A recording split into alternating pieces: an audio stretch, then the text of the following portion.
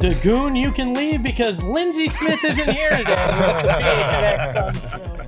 I'm your host, Espo. We've got Gerald, we've got Saul, and we got the big man. It is the one and only Jock Landale. Gentlemen, how are you today? Good. Pretty good. I can't imagine how you are, to be honest with you. No, I'm all right. I'm good. Okay. It's been a hectic couple days, but all is well. I don't know what kind of car you bought when you first got here to the Valley, but I'm sure you've got tons of miles on it right about now, right? Yep. Yeah. By the way, we are brought to you by the DraftKings Sportsbook app, America's #1 sportsbook app. And Jock, let's just hop right into it. We're not going to bury the lead. We're not going to pussyfoot around. Right KD is in town. No, I was kidding. How does it feel now to be the second biggest star on the Suns? What do you mean? I'm still the first. Yeah,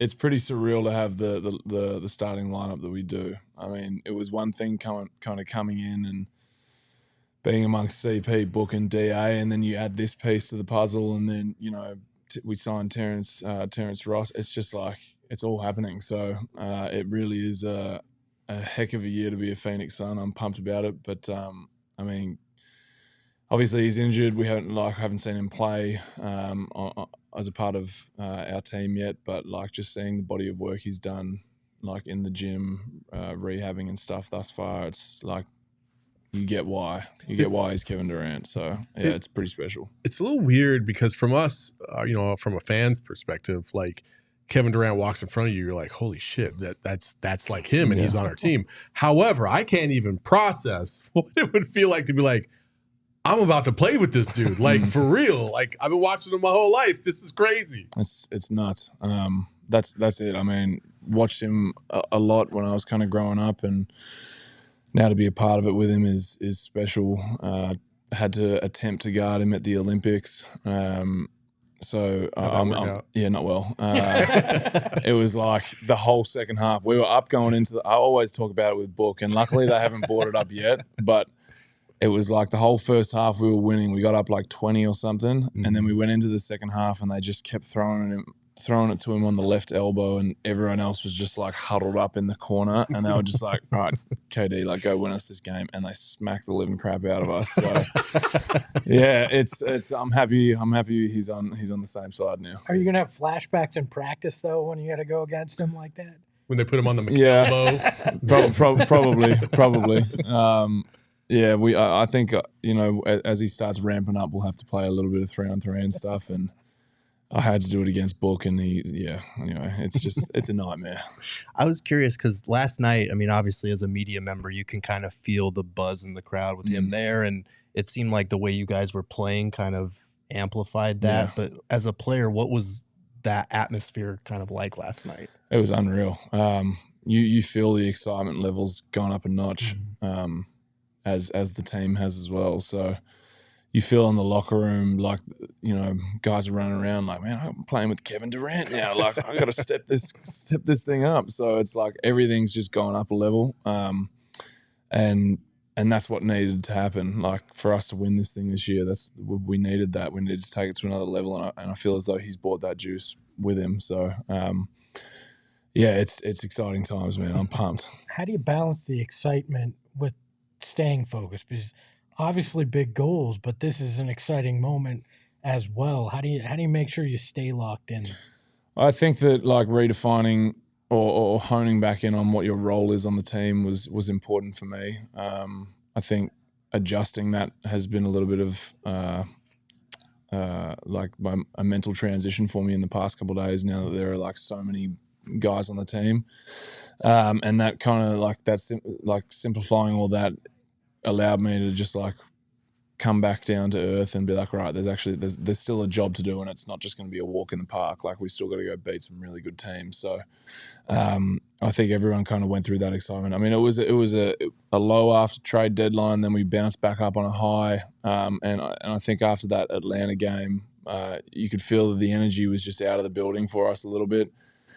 But like, we had those 24 hours to kind of to level ourselves again, and then realize the opportunity we had, and that's where I got to. Like, you know, the three guys that left were some of my best mates that I've made in the NBA thus far, and it was kind of it was a punch in the gut for a second, but then you realize, like, after that game, I was like, no, I can't have another game like Atlanta. I need to come back to earth and kind of understand the opportunity that's arose from this situation. And then I was like, shit, now I'm like really excited. So it was a bit of a whirlwind roller coaster, but yeah, I mean, I'm pumped, and I feel like I'm back to where I was. Were you asleep when the news broke?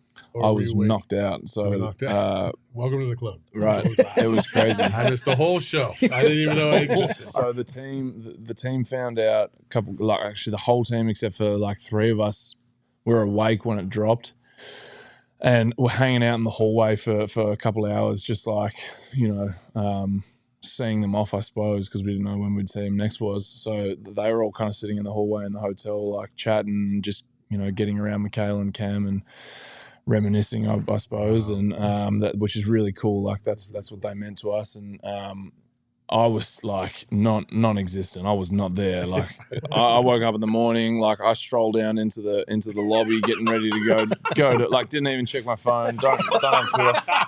Stroll down to the lobby, like getting ready to go to shoot around, and then I get, you know, shoot arounds cancelled. I'm like, what the heck's going on? And there's like Mikal's down there with the staff, kind of saying his goodbyes. I was like, what the fuck? What's going on?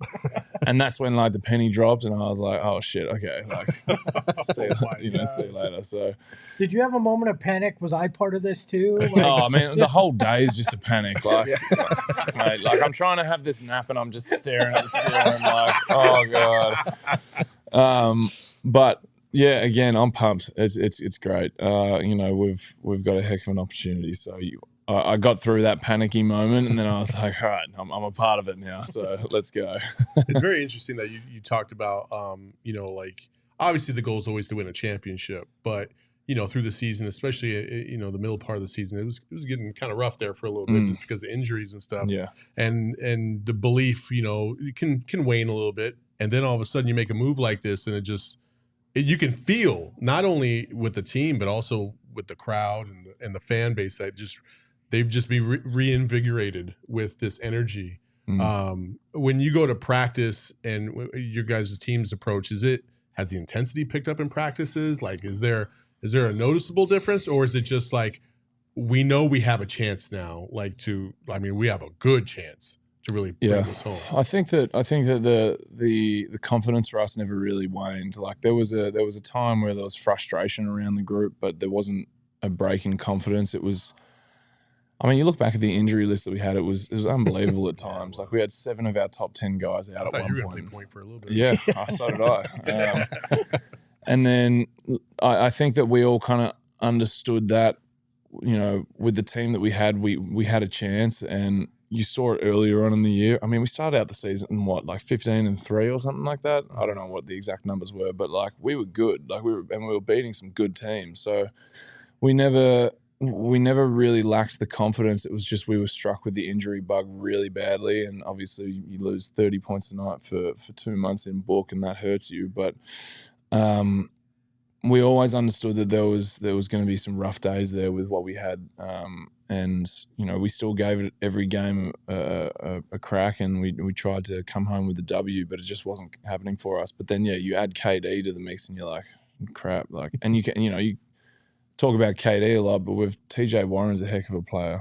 We've got Terrance Ross now. Like, these are some great players that we're bringing in, We just need to figure out how to put the pieces together really well. But again, you see it last night, like just their presence on the court, their presence on the bench, like you see that everyone stepped it up a notch. Watching DA, CP and Book do what they did last night, it was like, wow, like I haven't seen this in a while. So, things are going well for us. We need to, we definitely need to get to the new guys comfortable, and as a secondary unit, we need to kind of establish what we're going to look like, because I think that's an important piece of the puzzle as well. We've got some new ones we've added, and we're still trying to figure it out. But it'll happen. Give us like 5-10 games, and we'll be good. I'm just curious, what kind of goes into that process? Because you mentioned, and I think Josh mentioned this too, that like when you guys first arrived here, Mikal and Cam were kind of the ones that help crack the ice and make guys feel welcome. Yeah. So when guys like that leave and you've got a bunch of new faces and you're trying to like figure out each other's games and personalities, just how do you kind of approach that? Yeah, I mean, it's Cam and Mikal did a great job of that. I sent them like thank you messages for helping me get settled, and I'm sure a lot of other guys did. But in the preseason, it's a lot easier as well, because there's time to go and play golf together, and there's time to go and do all that stuff. And when season comes, it becomes a lot tighter, and your time is rare. So you're really trying to put that towards your families and loved ones. But just kind of someone's got to step up. We've all got to step up and help these guys get acclimatized, because they would have done the same for us if the shoe was on the other foot. So. Yeah, it's on the entire group just to, help with the plays, not just stand there and be like, oh, you messed up, like whatever. Like, no, we got to educate them on how we do things on the defensive end, on the offensive end, and then in the locker room, just helping them get settled into the environment is really important as well, because our culture is one that's been built over a few years. And I'm talking like I'm a vet here, but I'm not. Like, it's still my first year, but our culture is one that, guys like Book and CP, DA, all these guys, campaign have built over a long time. And now we've just got to get everyone else on board with that and push that forward. So there's a lot that goes into it, but it's a process, but it'll happen. Let's talk about the most important thing. The chat. I already tell this is like not going to be important at all. The chat has given you and I a nickname. We're Jockspo. Are you okay with that? Absolutely not. That's what I figured. Yeah, I wasn't either. I was a little offended by it. We could just be like Jock and that guy or something like that. That guy is kinder than anything you've called me. I wanted to go a lot worse, but I'm going to hold back. Nah, I got to hold back. I'll hold back. He cries when you leave. Just because you're gone more than anything.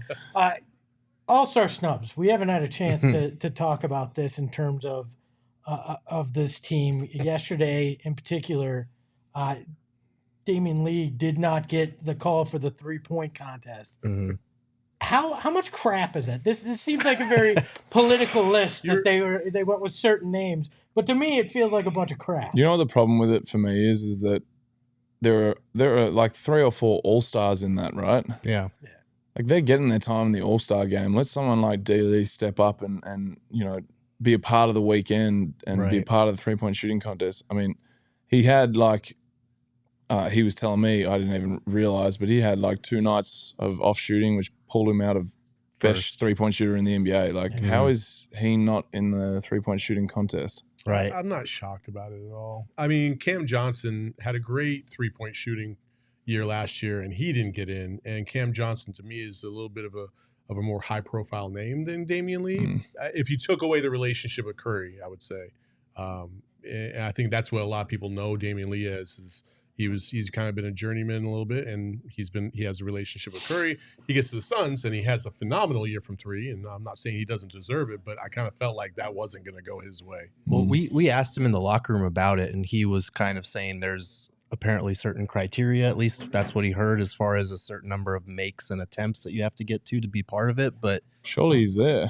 I think he fell short just because he's, a bench guy that's taking arbitrary 2 or 3. crap. Well, that's my thing is like, okay. He shoots like 2 or 3 threes a game. Okay, like Jason Tatum's met the criteria, but he's only shooting like 35%. So like he's a guy that's taking a lot of threes. And it's he's not like D. Lee's like holding back. Like right. Some nights he's shooting 7-8 threes a game. Yeah. I feel like that's a funky one. I don't like that. There should be criteria of, are you one of the better 3-point shooters in the league? Yeah. You would think that would be part of it, right? And it's not like this is a huge group of big names that are great 3-point shooters that are in it this year. It felt like they went, oh, we need any guys with name recognition. It doesn't matter if they can shoot. Right. I think that's crap. I also think it's crap that big guys don't have an event that they can show off in. Like, what are you supposed to be in the skills challenge? Like, I don't. Me? Any big guy. Like, I don't like, think what would you like to see? I want a mic and drill. Give me a mic and drill. We'd be there for like 5 hours. Nobody would watch Nothing that ever. screams Mike and drill, but work your way out to half court or something like that. Like, Oh my god! there's a reason that we all say you should just sit there and just not talk. Because I'm the Because you good come up looks with on the ridiculous show. ideas like this. Oh my god! Mike and Look, drill. I'm trying to help Jock get more money in his pocket by having an All-Star Weekend Of event. all the drills you could possibly pull from, you pulled the least. Unbelievable. I picked the whitest drill possible. Oh my Unbelievable. gosh! Yeah, I don't know. I mean, I suppose the skills challenge, but dunk contest, I'm not doing that. Like, no way. I'm curious as a player, what are your thoughts on the dunk contest? Because like it's rough when you see the list of names and it's like guys that you wouldn't really expect. Like, do you feel like they need to bring stars back to the dunk contest somehow? Do players look at it a certain way? It'd be fun to see the stars come and do it, like Ja Morant and LeBron, all of those guys. But at the same time, it's like, how much more creative can we get with these things? I mean, it's impressive guys are pulling, fresh cats out of the bag, but it's like I feel like everything's been done. Do you try and dunk from the 3-point line now instead of the free throw line? I thought the same thing too until 2015, and when Zach LaVine and Aaron Gordon went at it, I was like, oh my god, Right. this is But that's the best key. dunk contest I've ever seen. You got to have 2 freak athletic guys with true. recognizable names. Yeah. That's what made it great. I mean, Jordan Dominique, that's one of the one everybody goes back to. Vince Carter's heyday. Like there were names and they were going mano a mano in it, and that was what was so special about those. I was at both their matchups at All-Star Weekend, and I also saw that weird ass one where it was like team dunk contest. It was like, this is the most atrocious thing I've ever seen. Oh, I didn't even know that was the thing. Yeah, it was terrible. It was terrible. So But the bad. thing is like that's the thing that separates me. For me, it separates like the guys that understand like this is for the fans and to put on a show, and they have that gravitas about them. Vince Carter, as soon as he went up for that first dunk, you knew you were like, oh shit, we're about to see a show right here. You know what I mean? Like, and I don't know if a lot of stars still feel that way about the dunk contest. Yeah, I don't think so. I mean, they don't Because feel they've been that doing way it since they were in fucking AAU. Yeah, I mean, the dunk contest is probably a little less up my alley in terms of like what I'd like to see. I'd like to see the All-Star game be like competitive. That would be cool, because it used to be competitive, right? Like they used to go in there and be like, okay, this is a chance to go against the best, but now it's turned into a little bit more of a show. I would like to see that happen. I think that'd be really cool. Is to put on like a competitive pickup match instead of just, because it essentially becomes a dunk contest in itself, right? Like, I wouldn't mind if they went the NHL style where it was like a 4-team kind of thing, and it was pickup style. 4 captains took their squad, and then you had 4 different games or whatever, a little tournament that went would be on. kinda dope, where actually. it's like there's some pride in it. Yeah, when if we you get some 4th pride. place, you get no money. Yeah, give me something like that. I feel like they're not Your charity worried. doesn't They're get not worrying anything too today. much about money at their Probably not. But bragging rights for sure. I do sure. think the charity thing has helped a little bit, Yeah. at least in terms of having stakes, because there was that one year where the one team kept winning and everybody was like, that poor charity's getting Nothing. Like, man, you with don't love the this. kids? What's up? The Elon man. That helps Elon. too. I think that their new format of picking the teams on the day is really cool. Like, Yeah. like it's a pickup game. You're just standing there. It's like, I'll take him. Like, I like that. But how many egos are you get bruised that way? You know that's going to I impact mean, they somebody's. bruise them anyway on that talk show, right? That's true. With the That's fellas. true. Like, But bit you're not brutal but they're on not that talk show. They're not standing there, right? Like they're literally going to be standing there yeah. while they're being picked, and somebody inevitably is going to be last. Yeah. Like that's going to Yeah, but you're the last of an all-star game. It's true. Like, you sure that It's ego is true. going to be bruised too badly? Like, fair enough. That's true. But you never know. Yeah, you you never could know. destroy a super team. At Yeah. some point, a future super team. yeah. And let me add one last thing. We'll let you. We know you gotta go, but you watching anything recently? Anything interesting? You're watching on TV? The Last of Us. Yeah, there we So go. Dude, I'm Mom's on hooked. Yeah, I'm it's been hooked. so 'Cause good. I liked The Walking Dead for a long time, Okay. but it just kind of got to the point where it was like these zombies are like friggin' irrelevant. Like they're not even a problem anymore. It was more of a soap opera with zombies in the background. But the Last of Us, like I was laughing about it with my mates the other day. Like it doesn't feel like we're that far off. I'm not some like a apocalypse guy, but like all it takes is like a fungus to mutate and survive above our body temperature. It's like, geez, who knows? I don't mind it. We all thought that a global pandemic was kind of out of the question there for a while. right. Thinking movies, and we all kind of experienced. Fingers that. crossed that's not the case. But Last of Us. And there is something else I'm watching. I'm trying to remember what. I was hooked on Vikings for a long time, and so they came out with Valhalla, Vikings Valhalla. How does that compare? Not as good. It's kind of like Vikings is The Last of Us, and then the Vikings Valhalla is The Walking Dead. Okay. So it's not as good, but it's okay. All right. Well, we know you got to get out of here. We'll let you run, but we always appreciate your time and enjoy your All-Star weekend. Have some relaxation. You're gonna need it because I think you're gonna be playing well into June. So.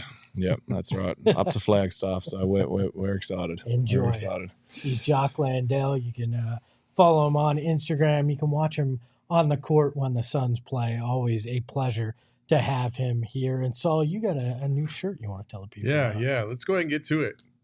Obviously with the big trade and all that good stuff. Well, hey, we're gonna stylize you, so might as well go ahead and get your shirt right now. It's the Slim Valley Reaper tee, and it's in our locker, and they're almost sold out.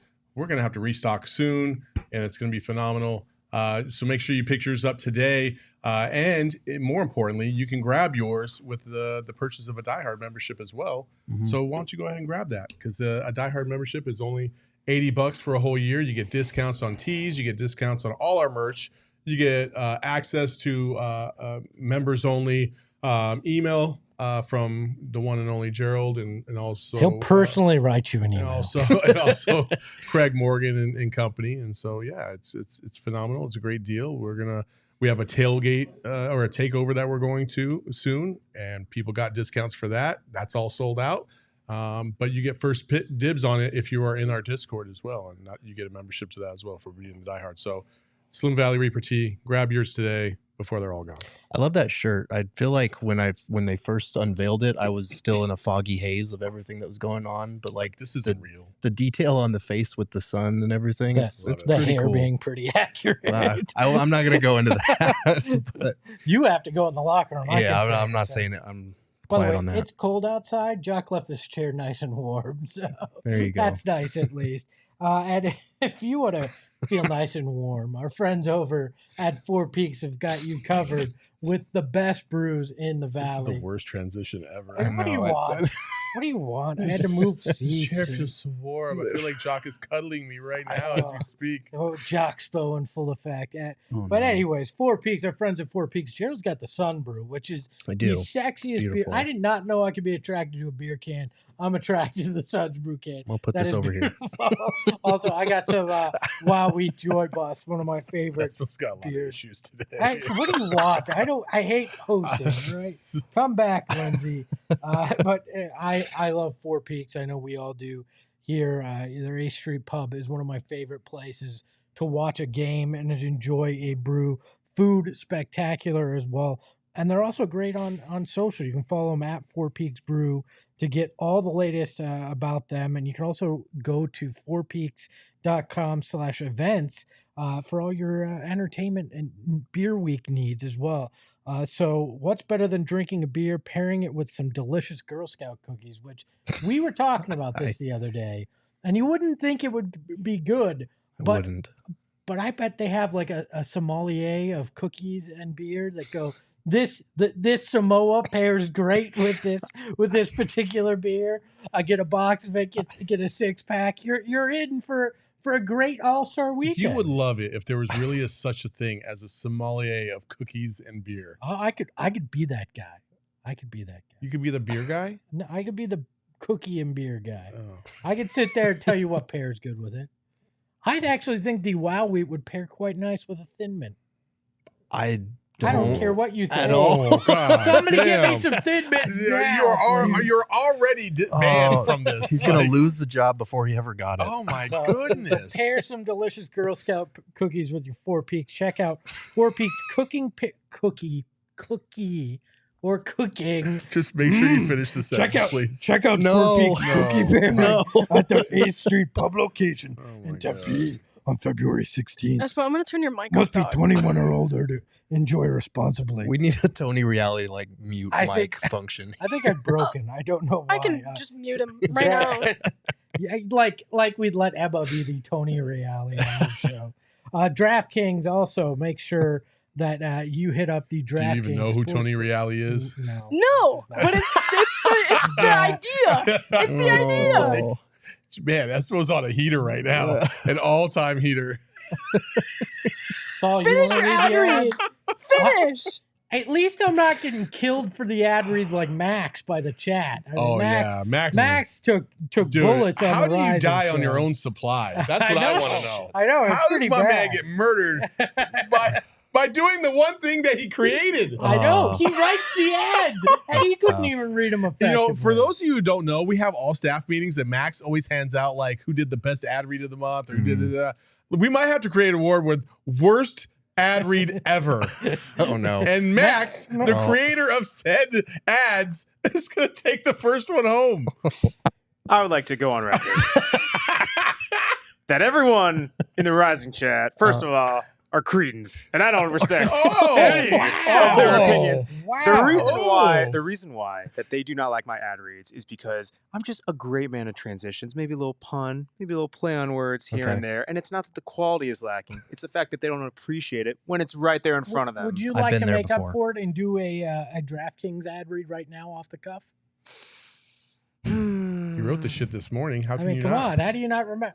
That's right. Max is gonna You whip guys out don't here. deserve soon. it. I'll You guys don't deserve it. Make sure to go download the DraftKings Sportsbook app, America's #1 sportsbook app, and take advantage of some of the great opportunities they have there. I love it. We do our pregame bets on the DraftKings Sportsbook app. You're damn right we do. Somehow you're leading now. I lead No, for that's- one night and you take the lead. Not somehow. It's just, I was chipping away. I was like I said, I used this phrase last night. I was like Andy Dufresne. I was just chipping away at the wall, baby.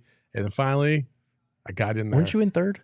I He was. was. And he took a giant was. swing last night and somehow won. I think it was To be rigged. fair, I wasn't here, To so be fair. to be fair, when I said my bet on the show last night, on the pregame show, several people were like, I think that's going to hit tonight. And even Shane did.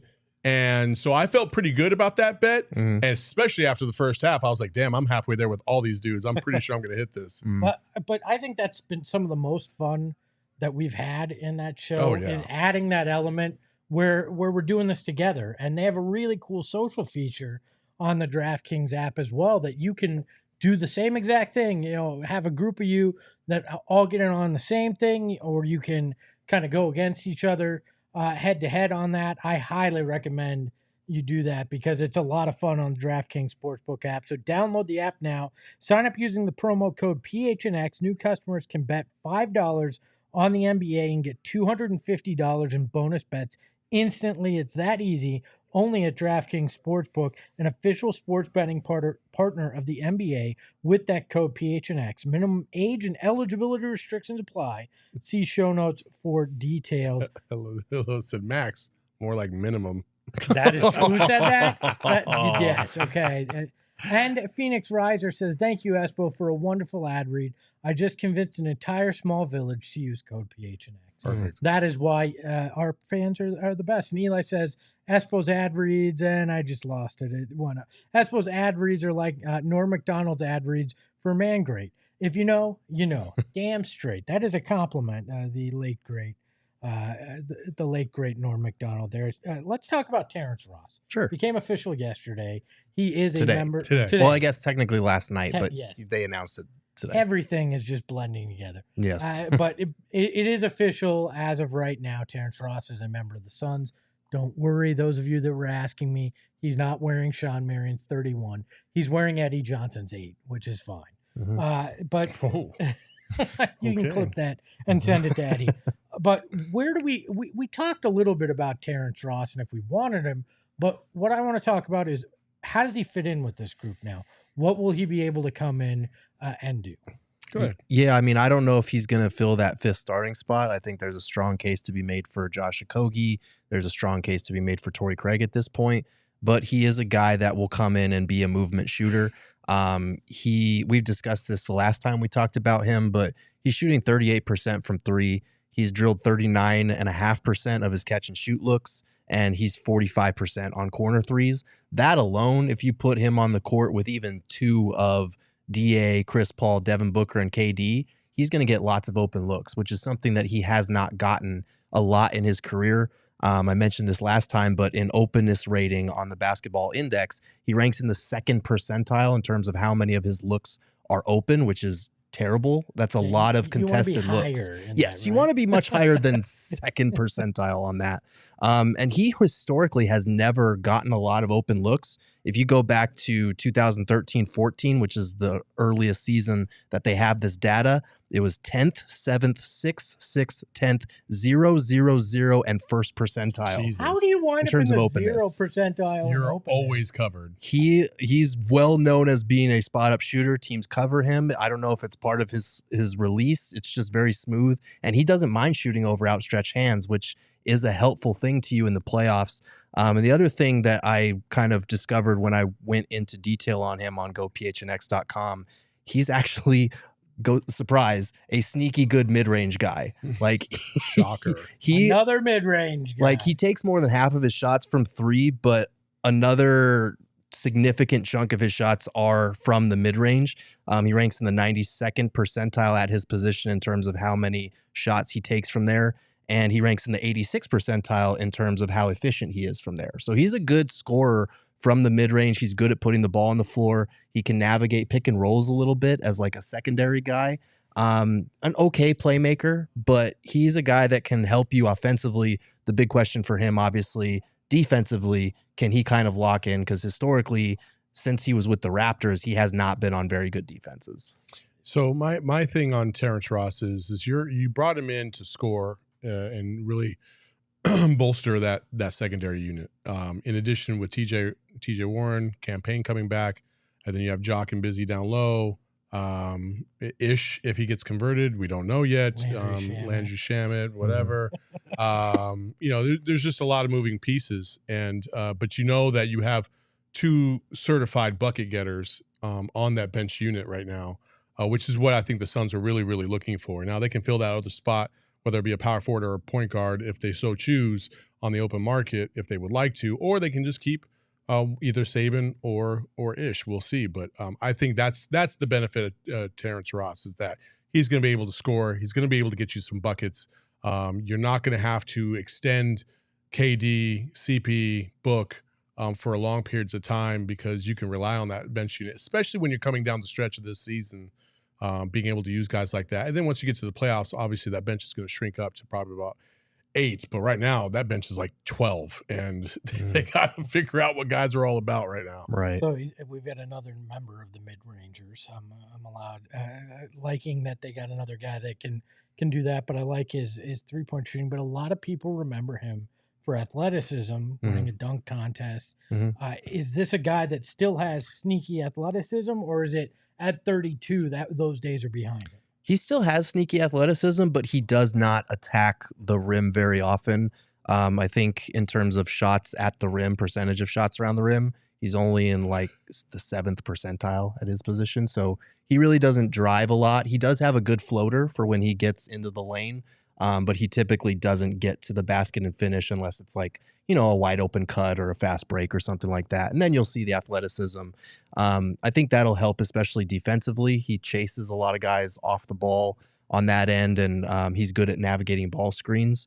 But it's going to be a test for him because he hasn't been on a Magic team that's won more than 42 games since he arrived there, and that's been like 6 or 7 years. So it will be a challenge to kind of dust those principles off and be like, all right, I got to lock in now, because my minutes depend on me not being targeted in a playoff series. Not only that, but I mean, the adjustment from going from a losing franchise for several years to all of a sudden a championship contender, I'm sure that's a little bit of a shock and awe as well. It's like there's just a different mentality with elite teams that you have to work through. And then you add in the, obviously the mix of CP3, who's one of the best floor generals in the history of the game, and then Devin Booker, who's basically taken whatever CP3 has and soaked it up himself, and now he's a premier leader. And then you have Kevin Durant, and it's just like, dude, if you don't come ready, you aren't going to play. And that's the beauty of this. Gerald, I'd imagine after the All-Star break, we should expect his first appearance. I can't imagine he plays tomorrow night, right? It's hard to see him getting minutes tomorrow night just because they're still trying to figure a lot of things out. Like TJ Warren played sparingly last night. Darius Baisley didn't touch the floor, which I kind of thought might be the case. But I don't know. I mean, Monty did mention Terrance in his pregame pregame press conference by accident. So they knew this was coming. So there's a chance he might play Thursday. But they might just save him for after the break just so they can incorporate him and teach him their sets a little bit more. You brought up Saban Lee and Ish Wainwright, Saul. I was talking to some people in the know, and I get the feeling that the Suns are still very active in the buyout market. I don't know exactly who they're targeting right now, but there's names like Will Barton. I did get confirmation that there has not been any real rumblings when it came to Russell Westbrook and the Suns in particular, but really not a lot in general when it comes to Russell Westbrook. But I would not be shocked if they go outside the organization to add a guy to that 15th roster spot and not convert an Ish or a Saban Lee there. Gerald, you know more about this than I feel like I do, but the name that I keep thinking of is now I can't think of his name. Power forward for the Cavs, Kevin Love. Oh, Kevin Love. Mm-hmm. I know there's rumors that he's going to get bought out, that he might be on the open market. I do feel like Kevin Love is the one name out there that I could see being a benefit to this team. Gives you some stability at power forward. Hell, he could even slide into that lineup if you really wanted him to, into that first five. And because of TJ and Terrance being, scorers, you need somebody that can get you a bucket, but also is a good facilitator. And Kevin Love is one of the best in the game. So, and he's going to be able to rebound for you and stuff. So I like the stability that he brings, and he feels like he's a good fit for what Monty likes to do on the court. So he's the one player that I can think of that I feel like you don't really have to force him into your system. He's just naturally going to progress into it. Yeah, championship experience as well. I knows James Jones well. Yeah, he would be an interesting option for sure. I do like the fit in terms of the rebounding he'd give you, the pick and pop element he'd provide, because God, this offense is already freaking unstoppable on paper as it is. You add Love's pick and pop ability to the mix. You're literally going to have to pick your poison. But I do think, because when I wrote about buyout candidates, Kevin Love was one of them. And I do think after I published the article, one of the Cleveland reporters tweeted out from the GM over there, Kobe Altman, that they weren't going to pursue a buyout with him at this time. That can change before the buyout deadline, obviously, but it feels like the Cavs are probably just going to hang on to him as they look towards the playoffs, even though his role has been a little more inconsistent this year. Well, and the clock's ticking. Has to be bought out and on the Suns roster by March 1st, correct? To be able to be playoff eligible. So we're talking a little under 2 weeks if that becomes something that will come to fruition. I know there's a lot of concern about backup point guard, but the more I think about it, if they're comfortable with Campaign coming back, Devin Booker has proven he can be a ball handler, especially now that he doesn't have to be the main scorer with Kevin Durant on this roster. You could rely on him more if you needed to be a ball. Not only that, but I mean, KD has brought the ball up tons of times in his career with no problems at all. You have a very versatile group in that first five. So even the CP3 did go down, I don't feel like you're really lacking for ball handlers just to get the offense started, I feel like we're in an okay position. So I really don't feel like backup point guard is like a necessity at all. Yeah, I think with Campaign coming back soon and just the pieces that they've added to that second unit, the way that they're going to be able to stagger and have at least one or two of kind of their top 4 players on the court at all times in a playoff series, that can mitigate some of the concerns that you might have about Payne's reliability or about his durability. Like you mentioned, they've been practicing all year with having other guys initiate the offense. Obviously, Mikal and Cam were 2 big ones, and they're gone now, but KD can do that. Book can do that. We've even seen Josh Okogie do it like last night. So I think that's going to be something that they continue to rely on rather than going out and getting a third ball handler. Because if you look at the options, it's really kind of right now just Russ, Patrick Beverly, and John Wall, all of whom I would honestly rather keep Ish Wainwright on the roster or go with Saban Lee, who's familiar, than get one of those guys. I understand John Wall's story, and I appreciate where he's come from, and just to get back to the point where he could play in the league at a high level, because the league is a high level just by itself. But I just don't feel like he's there anymore. I just don't feel like he has enough left in the tank to be able to create and really facilitate the way the Suns would need him in a playoff series. So I would definitely pass up on Wall. We have a super chat here from Han, who wants to know, is Ibaka worth a look or is he cooked? I think he's cooked personally. If the Bucks, who have had a shot at a title, let him go, I don't think he's yet. Yeah, I believe that's Saul saying he's cooked. Yeah, he's simmering right now. I love Ibaka, but like he has not shown much recently. He's had a lot of back problems. And ideally, he would be a small ball 5 type guy. You've already got enough options at the 5. Yeah. And I don't know if he can play 4 or spread the floor like he used to. So And Beverly is no. Yeah, that's not going to happen. Carmelo, another name that keeps being brought up. I feel like we didn't touch on him because his name did come up the other day in the chat a lot. I just don't think he's the right fit right now. You have tons of score first wings between Warren, Terrance Ross coming off the bench.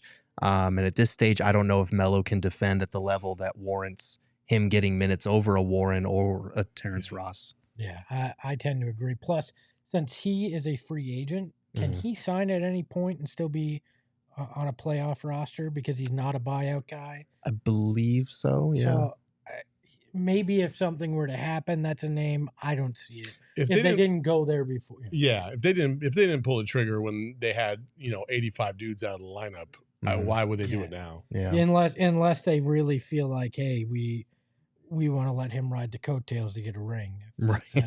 And I don't foresee that. HBO owes him one. I don't know why that would hapen. He didn't go to Michigan State, so I don't think that's also. Somebody did make a good point in the chat.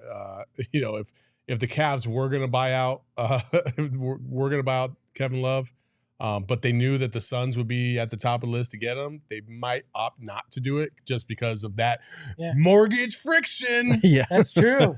Oh, how great would it be if they did, though, and he helped the Suns win a title and stuck it to Gilbert. You're dead to us, Cavs and Gilbert. We're on Team Ishbia, all right?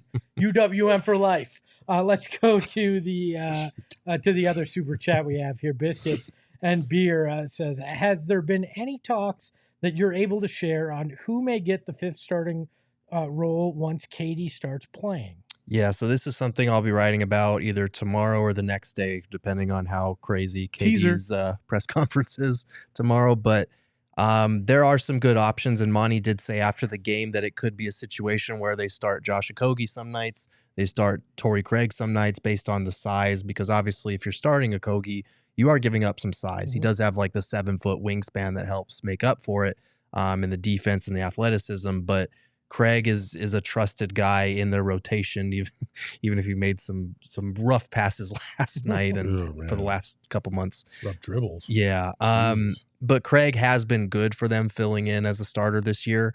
I tend to lean Okogie just because his point of attack defense is the closest thing they have to what Mikal brought in terms of guarding the best guard on the other team to allow Chris to hide a little bit and Book to not have to worry about guarding that guy. And I think the way that he's played as a starter recently shows that he can fit in that group. I don't know if he's going to keep shooting like 43% from three like he has been since the start of the new year. But if he can, like, he's a good option for the starter. The thing is, though, if you have him in the starting five, you've got a glut of wings between Craig, Warren, Ross, Baisley. Like, who's going to get minutes there? Positionless basketball. It definitely, it's an all-wing lineup for sure. That's it. all wing, no sauce necessary. 5 dudes, 6'7". Let's go. Yeah. Look, I think Okogie is becoming much more palatable in that. And I don't need him to shoot 43% from three. I need him to shoot mid-30s, and I'm that's and I'm fine. fine. You hit the wide open ones when you need to and play that tough-nosed defense, and he's great in that starting lineup. I don't think anybody should get too comfortable in that starting lineup, though, because But you can be comfortable in these more furniture you. chairs. Hey! Yeah, there we I knew go. exactly Book what You guys are you're on the doing. same page. That's right. So I was like, what is he if you talking want to about? be comfortable, whether you're in the starting lineup or not, you can go to morefurniture.com and get anything you need for your house in terms of furniture. They've got it all. And you can get the white glove delivery. It is no fuss. They take care of everything. They get anything that needs to be put together, anything that needs to be thrown away. They take care of it all for you with that white glove delivery. And save big right now on the best furniture in the Valley when you head to morefurniture.com. And you know what? If you're looking for something to do tonight, our friends on the PHNX Coyote show are going to be over to Legal Pete's before the game, hanging out there. And if you have always wanted to meet the legend locally, Craig Morgan, here's your opportunity. There you go. Head over to Legal Pete's. Petey will be there too, and Leah's always there. Drinking marg with Petey. It's fun. Apparently, according to Gilbert, James Jones just said they're keeping Ish on the Burns and Gambo show. I'll have to go back and listen to that to confirm it. Not that we don't trust you, Gilbert, but if you want to go celebrate that, Ish may be staying. Legal Pete's has got great food and great drinks. Illegal Pete's margaritas are the strongest in Arizona. So have an Uber on the speed dial, but check them out. Their happy hours 3 to 6 daily. They have the best food and drinks, and nothing soothes the soul like fresh limes, tequila, lots of tequila, and sweet agave. Try out an Illegal Pete's Coin Premier or Premium or Frozen Margarita. Stop by for happy hour 3 to 6 daily and join our friends at PHNX Coyotes out there today. Wrapping it up, tomorrow is Kevin Durant's press conference over at the Footprint Center, 2 p.m. And there's an interesting wrinkle to this press conference that we found out about yesterday. Fans are going to be in attendance as they basically gave out tickets to this event and had thousands and thousands of people in the queue. This is going to be interesting tomorrow. I can't wait. Mm-hmm. I listen. It's Kevin fucking Durant. Mm-hmm. Like he's here and he's gonna practice and then he's gonna talk to us afterwards. And I'm so excited about this. I can't recall the last time I've been this excited about a particular player joining my team, maybe ever. Yeah, this is the biggest trade in Valley sports history for sure.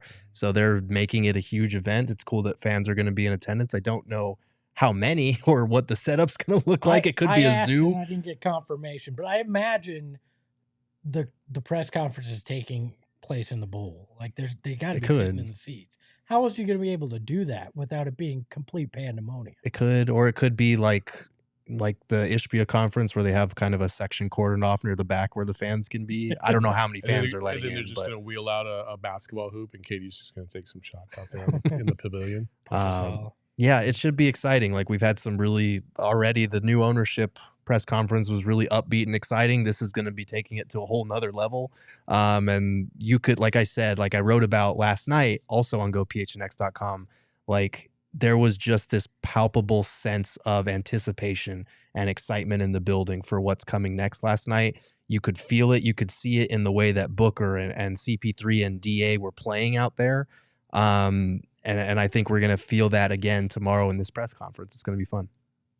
Let's talk odds. Well, what are the odds that Kevin Durant is wearing a beanie tomorrow and Lindsay complains that he stole her style? I think it's pretty high. I think he's gonna. I happen. think he's gonna wear a beanie, but I don't think Lindsey's gonna complain. I think it's like 50-50 that he wears a beanie, but if he does wear a beanie, it's a 100% chance that Lindsey will complain. Because she didn't complain last night. She was sick last night, so I take anything with a grain of salt. Because when Kevin Durant wears it, he looks like Mickey from fucking Rocky. I was gonna say Joe Pesci from Home Alone. So it doesn't. Oh my God. So she doesn't identify with stealing my style. Like when Book wore it, he wears it the way Lindsey wears it. So she's like, oh, he stole it from me. But when KD wears it, she's like, nah, it's good. It just I'm not looks going to like clip this for social. We don't want KD. I'm gonna hearing get our description. stonewalled. He just happens to be watching this podcast. Thanks for the beanie. Did you make fun of my beanie? Yeah. Next. So we will be out there at the press conference starting at 2 tomorrow. I'm going to bring my vuvuzela. No? Shit. We're Is going to that frowned celebrate that upon? much. It should be a good time, a celebration of the big trade made. I'm sure Matt Ishbia will be out there with quite the smile on his face, and we're going to see Kevin Durant holding up his new Suns jersey for the first time. I think that's where last night seeing him with the team was one of those moments where you're going, oh, this is real. But when you see the press conference, he talks about being a Sun. He's holding that jersey. I think that's when we all go, oh, yeah, this is really real. And then we got to wait a week to see him because of the All-Star break. But that is everything. But I didn't ask if you had a final thought. And for the first time, you have a final thought. I know you frown upon that, but there's a reason. I guess it works now because she has trained us to have a final thought. This now. is true. Maybe we just didn't know the long game she was playing. She, what was that old damn show? it. It was he always had his final thought. It was Oh no, that was Jerry Springer. Jerry Springer. Thank Yeah. you. So sorry. So we will be starting to do watch-alongs. Yes, we That will. is guaranteed to have happened. And it will start with KD's first game in a Suns uniform. Whenever on the court. that is. Whenever that is. And then from that point on, it's probably going to happen every single game from that point on because why It the fuck is? not? We're doing a what? Oh, Wait, yeah. Gerald's gonna have to do all the road ones. We'll do all the home ones. Gerald can just be the one on camera. It'll be for fun. We'll all be here watching the games together. You can see how stupid it gets, especially with our bets. And we're gonna. It's Kevin Durant, so it's gonna be fun. Mm-hmm. Will be. Gerald, any final thoughts? None for me. I have one. Be kind to each other. And no, I'm just kidding. For Saul Bookman, you can follow him at Saul. That's what Jerry Springer used to Jerry say. Springer used to say. I was laughing at Jacob's reaction. At Saul_Bookman, you can follow Gerald. Jacob is at back. Gerald Bourget. Jacob Yes, is back. Jacob Whatever. is back. Back from having his wife having a baby and him having to watch it. So congratulations. I'll That is a hell of a way to phrase He that. was gone a month. I will acknowledge his presence in a month once he's been back, putting in the time. You can follow me at Espo. And remember, Jock doesn't hate me because he left the seat warm. Hey, yo, my lifestyle is retro. Tell the Phoenix Metro. Megas in control and he ain't never gonna let go. PHNX though, Lindsey, Gerald, Espo. Saw pass the ball, we here to turn up the tempo. Got to understand me, I'll always wreck the family. Rally in the valley like Dan G, no plan B. Always on the job, my team move like the mob. Turn the beat on, I throw it down like DA.